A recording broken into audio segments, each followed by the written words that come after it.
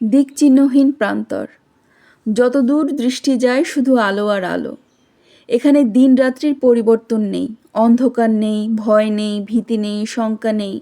এখানে সময়ের বিবর্তন নেই, সময় এখানে স্থির, শান্ত, বর্তমান, চিরবর্তমান। সুখ এখানে চিরস্থায়ী, চিরন্তন, এ যে চির আনন্দের আলয়। এখানে সুষুপ্তি নেই, তন্দ্রা নেই, নিদ্রা নেই।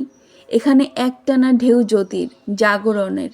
এখানকার আদি অন্ত জুড়ে শুধু সুখ, শুধু শান্তি। মৃত্যুর অস্তিত্বও নেই এখানে, জরা নেই, অবসাদ নেই, ক্লান্তি নেই, শ্রান্তি নেই, ক্ষয় নেই, লয় নেই। এখানে শুধু জীবনের অন্তহীন জোয়ার। এখানকার গৃহ বৃক্ষ নির্ঝরণী, অব্যয় অক্ষয়। এখানে ভাঙা গড়া নেই, উত্থান পতন নেই, নেই সংঘর্ষ, আনন্দের সঙ্গে বেদনার, সুখের সঙ্গে দুঃখের, বৈপরত্যের বলয় আর দোদুল্যমানতার দ্বন্দ্ব থেকে চির নিরাপদ এই স্থানের নামই বেহেশত, জান্নাত। এই বেহেশতেই বসবাস করেন হজরত আদম আলাইসাল্লাম, আল্লাহ পাকের প্রিয় সৃষ্টি। বিশাল বেহেশতের প্রান্তরে বিচরণ করেন তিনি। ইচ্ছা মতো যান এদিকে সেদিকে, ঘুরে ঘুরে দেখেন বেহেশতের অফুরন্ত সৌন্দর্যরাজি। দেখেন ইয়াকুতমতি সোনারূপা আর আকেক নির্মিত চোখ জুড়ানো, মন ভোলানো বালাখানা। দেখেন পত্র পুষ্প শোভিত হাজার বৃক্ষের সারি। দেখেন নহর, নহরের নির্মল স্রোতের নিখুঁত নিপুণ ছন্দ। দেখেন আর প্রশংসা করেন। পবিত্রতা আর শ্রেষ্ঠত্ব ঘোষণা করেন সেই আল্লাহর, যিনি ইচ্ছা করলেই সৃষ্টি চলে আসে অনস্তিত্ব থেকে অস্তিত্বে, শূন্যতা থেকে পূর্ণতায়।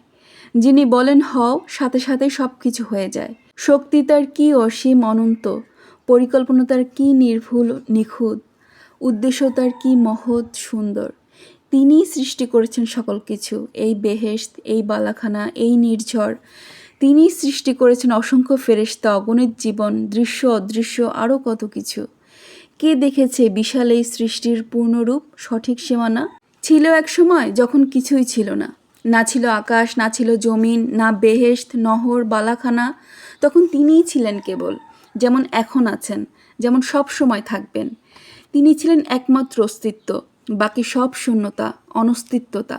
আল্লাহ পাক স্থির করলেন এক সময় তিনি প্রকাশিত হবেন।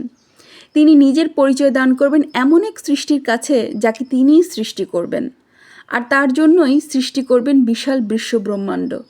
তাতে থাকবে রহস্যের শত সহস্র আবরণ, থাকবে বিস্ময় সীমাহীন বিবর্তন, থাকবে তার শক্তিমত্তা আর কৌশলের অনন্ত আয়োজন।